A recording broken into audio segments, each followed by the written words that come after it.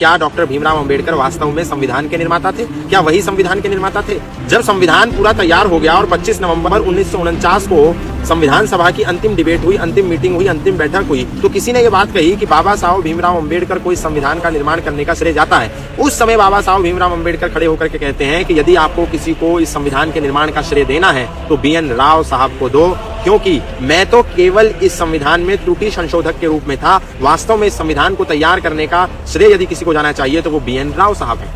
ये उन्होंने क्यों कहा, इसके पीछे एक अलग वजह थी, ये भी मैं आज आपको बताना चाहता हूँ। संविधान सभा का निर्माण हुआ 6 दिसंबर 1946 को। उस समय बाबा साहब भीमराव अंबेडकर संविधान सभा का हिस्सा नहीं थे। बाबा साहब भीमराव अंबेडकर संविधान सभा का हिस्सा बने 6 जुलाई 1947 को, और जब तक वो चेयरमैन बने, संविधान सभा के सदस्य बने, तब तक 4 डिबेट हो चुकी थी, 100 से अधिक मीटिंग हो चुकी थी, संविधान का 80% कार्य पूर्ण हो चुका था।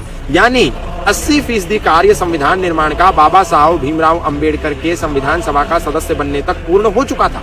तो ऐसे में संविधान का निर्माता पूरा होल सोल बाबा साहब भीमराव अंबेडकर को कह देना संविधान सभा के अन्य सदस्यों का अपमान है, तिरस्कार है, उनके साथ बेईमानी है।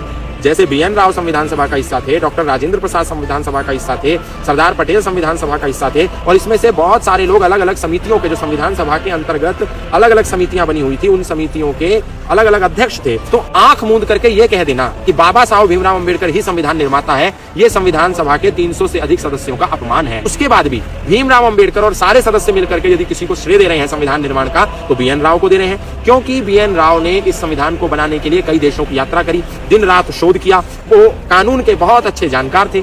तो कहने का मतलब ये है कि किसी भी व्यक्ति को इतना ज्यादा मत चढ़ा दें, सबको हमें समान रूप से सम्मान देना चाहिए, क्योंकि भीमराव अंबेडकर भी समानता की बात करते थे, भीमराव अंबेडकर भी सबको सम्मान देने की बात करते थे। तो हमें भी भीमराव अंबेडकर हो या संविधान में और कोई सदस्य हो या अन्य समितियों के चेयरमैन हो, अध्यक्ष हो, सबको समान रूप से देखना चाहिए।